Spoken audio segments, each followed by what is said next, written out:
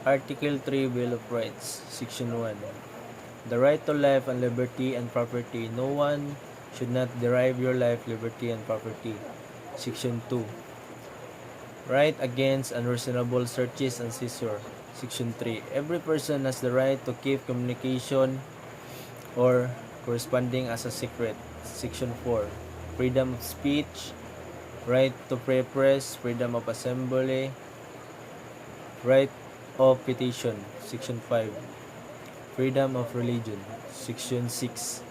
The liberty of abound and right to travel. Section 7. Right to earn information. Section 8. The right to form association. Section 9. The right to just a composition. Section 10. Non-impairment clause. Section 11. Free access to court. Section 12. Right of the person under custodial investigation. Section 13. Right to bail and against excessive bail. Section 14. Right of the accused.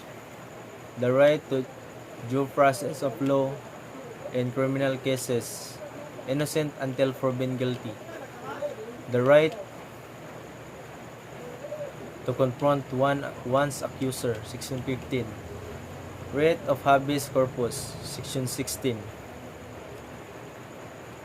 The right to speedy and disposition cases. Section 17. The right against self-incrimination. Section 18. The right of political beliefs and aspiration. Section 19.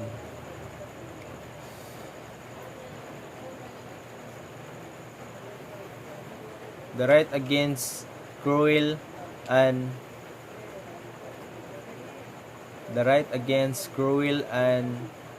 degrading or inhuman punishment. Section 20. Non-imprisonment of debts. Section 21. Right against double jeopardy. Section 22. Ex post facto law and bail attender. And that's all. Thank you.